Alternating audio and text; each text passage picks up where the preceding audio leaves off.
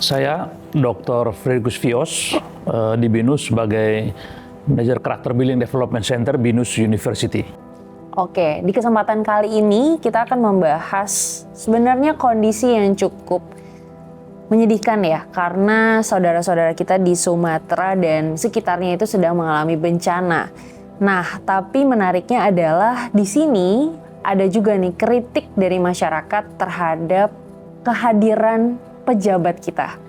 Salah satunya adalah aksi dari Farel dan Pak Zulkifli Hasan yang belum lama ini hadir sembari memberikan bantuan, melihat kondisi di sana. Tapi sayangnya aksi mereka itu justru mendapat kritik dari masyarakat atau netizen ya, bahkan tokoh publik lainnya, artis-artis Indonesia sebagai suatu hal yang negatif atau bahkan pencitraan.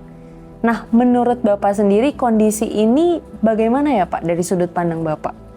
Ya, pertama-tama kita tentu perlu menyampaikan rasa prihatin dan empati yang mendalam terhadap semua korban yang tertimpa bencana di Pulau Sumatera. Lalu menanggapi tema tentang bagaimana di tengah bencana lalu kehadiran pejabat publik hadir di dalam konteks ini perlu kita kritisir secara komprehensif. Pertama, ada sisi plus minusnya ya, ada sisi positif negatifnya, bahwa menunjukkan bahwa mereka itu ada kesadaran untuk peduli kepada para korban. Itu poin positifnya. Tetapi yang mau kita lihat adalah apa motivasi mereka hadir di sana, terjun ke tengah bencana. Apakah itu memang motivasinya murni untuk kepentingan publik, masyarakat, atau para korban yang tertimpa bencana ini, ataukah itu sebagai hanya sebuah instrumen, sarana untuk pencapaian tujuan-tujuan pribadi yang tidak relevan dengan substansi persoalan yang sedang kita hadapi sebagai sebuah bangsa gitu. Jelas apa indikatornya untuk kita bisa membedakan bahwa pejabat ini atau mungkin tokoh di pemerintahan itu tulus melakukan aksi bantuan ini, Pak? Ya, saya kira ini menarik dalam konteks kita bicara etika publik ya. Saya akan menggunakan dua perspektif etika untuk melihat persoalan ini. Pertama, etika deontologi itu mengatakan bahwa sesuatu dikatakan baik kalau wajib untuk dilakukan. Jadi menurut saya tokoh publik atau pejabat publik yang hadir di tengah konteks bencana ini, dia harusnya memiliki sebuah kewajiban moral bahwa dia hadir di sana untuk kepentingan korban, untuk kepentingan publik, untuk kepentingan masyarakat yang dilayani. Itu yang pertama. Yang kedua, etika virtus dari filsuf Aristoteles. Dia mengatakan bahwa sesuatu dikatakan baik kalau seseorang berperilaku baik kalau kehadirannya itu dimotivasi oleh nilai-nilai kebaikan. Dia harus jujur, dia harus rendah hati, dan dia harus memiliki rasa kepedulian kepada komunitas yang didatangi. Jadi menurut saya perspektifnya lebih pada persoalan nilai, values, nilai-nilai kebaikan yang harusnya ada dalam paradigma berpikir, sikap dan tindakan pejabat publik yang hadir di tengah bencana. Bukan lebih pada eksplorasi dari sesuatu yang menurut saya hanya pada sesuatu yang manipulatif dan kehadiran yang simbolik saja, tapi tidak substantif. Tapi kalau saya bisa sampaikan ya Pak ya, nilai-nilai yang tadi Bapak sampaikan itu rasanya belum terdengar atau terlihat oleh masyarakat yang melihat di media sosial saat ini, Pak. Atau mungkin sebenarnya itu adalah bentuk kompilasi nih dari beberapa kasus. Kita nggak bilang bencana aja ya, Pak. Kita tahu bahwa politik Indonesia itu juga mengalami tantangan-tantangan lainnya.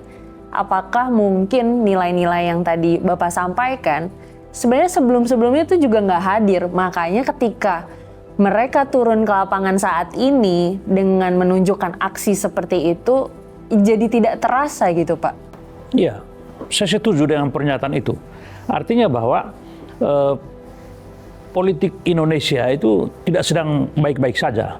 Karena dalam banyak hal, politisi kita itu lebih banyak mencari panggung untuk mereka menunjukkan popularitas pribadi ketimbang pada visi terjauh atau tujuan yang paling dalam dari politik itu sendiri. Kan politik itu kan sebetulnya untuk mensejahterakan masyarakat.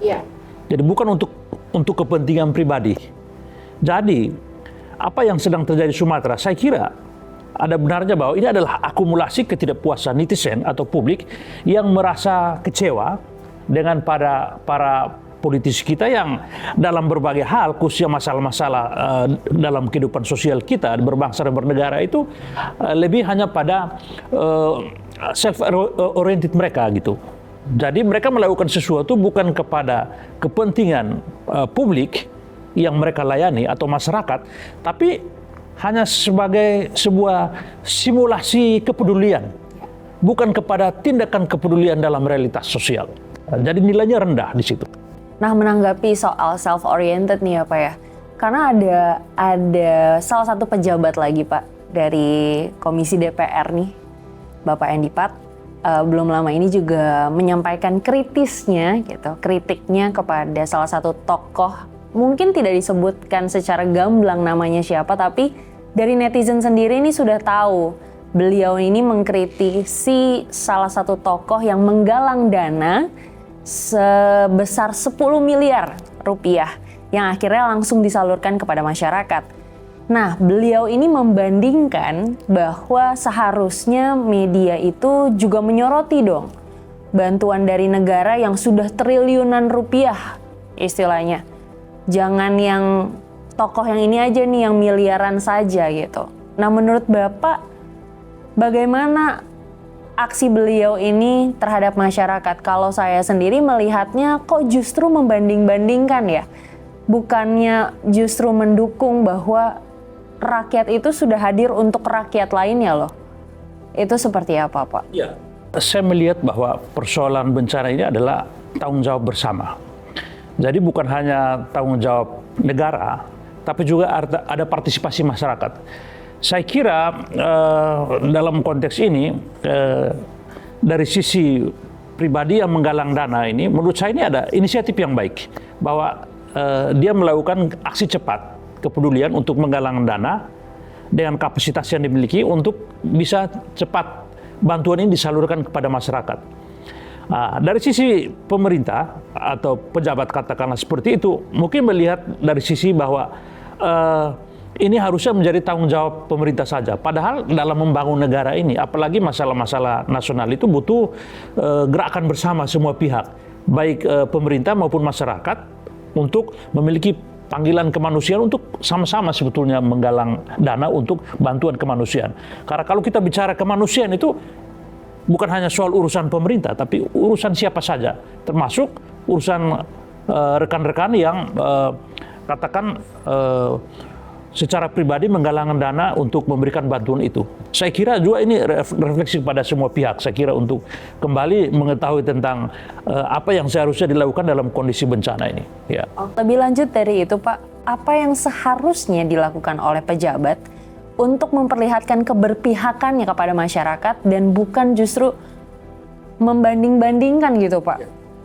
Ya, saya kira sekali lagi saya selalu mengatakan bahwa kalau pejabat itu kan mereka duduk di posisi itu sebetulnya untuk bukan untuk kekuasaan mereka, tapi harus mereka sadar bahwa kekuasaan yang ada pada mereka sebagai pejabat itu adalah kesempatan untuk melayani masyarakat. Jadi orientasinya harus kepada masyarakat itu. Misalnya anggaran yang ada di masyarakat atau menjadi hak masyarakat, mereka wajib menyalurkan itu. Apalagi misalnya dalam kondisi bencana harus cepat dibuat keputusan yang cepat, pengambilan keputusan harus cepat oleh pejabat, lalu diorganisasikan dengan cepat, lalu juga realisasinya harus cepat. Karena ini masalahnya kita dalam kondisi darurat gitu, bahkan darurat nasional itu. Jadi keputusannya harus cepat, tanggap darurat, dan juga eksekusinya cepat karena masyarakat banyak kelaparan, banyak susah di sana. Kita lihat ada banyak orang yang tertidur, rumahnya hancur, ya kebunnya juga rusak, baunya rusak, dan banyak yang kelaparan. Dalam kondisi ini kita butuh gerak cepat itu daripada sebuah retorika yang hanya untuk membangun citra diri dan image yang menurut saya itu tidak relevan untuk saat ini. Ya, ya. Dan saya ingin menanyakan sih Pak, karena kritiknya sudah terlalu banyak ya. Kalau saya lihat di kolom-kolom komentar itu banyak sekali yang mengkritisi aksi-aksi para pejabat kita, dan bahkan tidak sedikit dari mereka yang menganggap kok omongannya tuh kayak bukan pejabat gitu Pak, blunder gitu. Menurut Bapak, apa yang harus mereka lakukan dalam menanggapi kritik ini ya? Saya bisa bilang kan kritik ini sebenarnya bisa menjadi peluang yang bisa mereka ambil gitu untuk membuktikan kepada kita bahwa kita bisa dipercaya loh. Pejabat-pejabat kalian ini bisa dipercaya loh. Itu seperti apa Pak? Langkah yang mereka bisa ambil. Selain mungkin bergerak cepat tadi ya Pak ya? Kritik itu sesuatu yang menurut saya itu adalah menunjukkan terang kepada orang lain. Dari bahasa Jerman Krinein. Krinein itu adalah saya menunjukkan cahaya kepada orang lain. Jadi menurut saya ketika masyarakat mengkritik pejabat, itu masyarakat memberikan sebuah cahaya, memberikan sebuah terang kepada pejabat yang buta untuk melihat cahaya dan terang itu. Oleh karena itu, kesempatan ini menurut saya itu sesuatu yang baik. Jadi pejabat ya mungkin tersinggung, mungkin marah atau emosi, tapi saya kira dalam hidup bersama itu konsekuensi dari hidup bersama. Bahwa ada masukan atau kritik dari masyarakat harus diterima sebagai sebuah kesempatan untuk bertumbuh dan berkembang. Saya menggunakan lensa atau kacamata filsuf Jerman Jürgen Habermas untuk melihat bahwa ini adalah bagian dari etika diskursus. Bahwa dalam diskursus itu kita harus saling menerima satu sama lain, pendapat masing-masing. Ada hal yang memang perlu diperbaharui atau diperbaiki sebagai seorang pejabat, dia harus menerima itu sebagai sesuatu kontroversial untuk bisa membantu para pejabat kita untuk bisa melihat substansi dari setiap pikiran, sikap, dan tindakan yang mereka lakukan untuk publik. Saya kira itu poinnya. Kalau tadi kita bicara tentang kritik dan gerak cepat seperti itu Pak, saya melihat juga ada peran media di sini ya.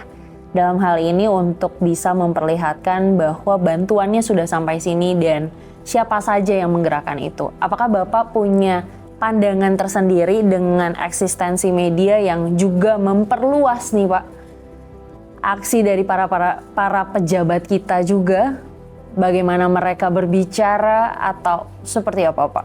Ya, saya kira peran media adalah netral ya untuk mempublikasikan informasi atau suatu event atau juga kejadian fakta di lapangan ya.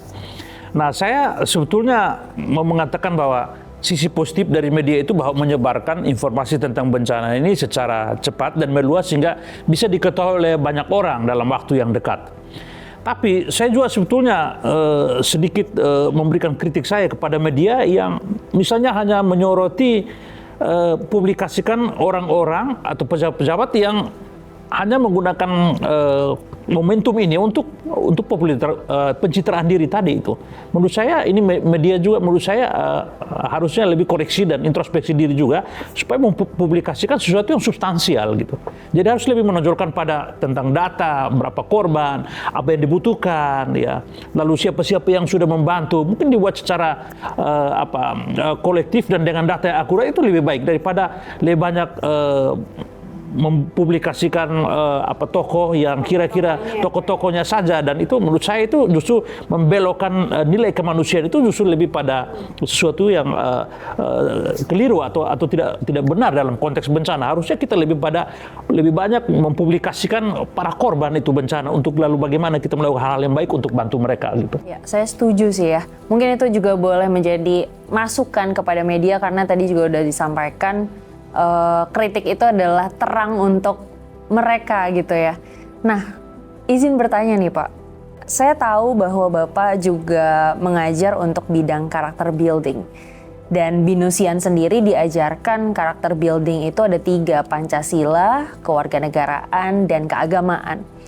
Nah, dalam konteks ini Pak, kalau Bapak bisa melihat para pejabat kita nih, kalau misalkan diminta untuk belajar lagi tentang karakter building, dari ketiga itu yang mana ya Pak? Atau mungkin justru semuanya mereka harus mengulang pembelajaran tentang karakter building ini sendiri? Saya kira para pejabat kita itu harus lebih memperkuat ketiga-tiganya. Karakter building Pancasila, karakter building kewarganegaraan, dan karakter building agama. Karena kalau kita bicara tentang Pancasila kan kita bicara tentang nilai-nilai ideologi negara, nilai-nilai kebangsaan, di situ ada kemanusiaan, di situ ada keadilan sosial. Jadi saya kira dalam konteks ini, para pejabat harus belajar tentang bagaimana menghargai respect pada kemanusiaan, respect for the humanity. Itu poinnya. Lalu yang kedua, mereka juga harus bisa dibawa untuk peduli pada nilai-nilai bagaimana menjadi good citizenship. Bagaimana menjadi warga negara yang baik.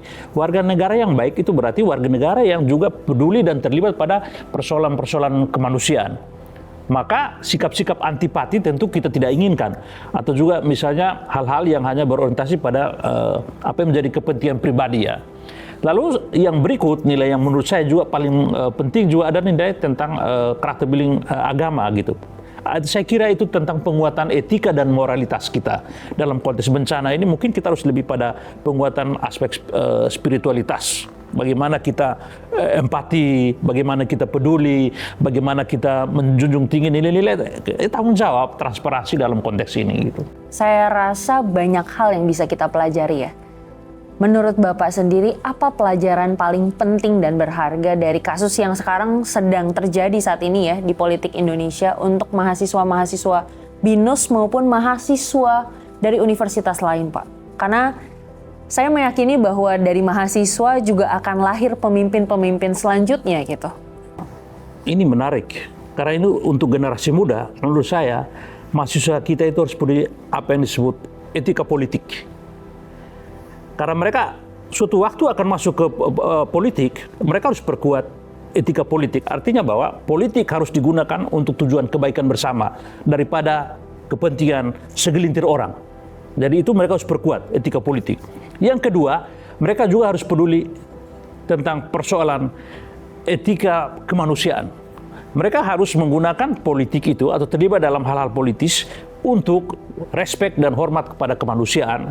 Dan juga yang berikutnya adalah tentang etika kepedulian.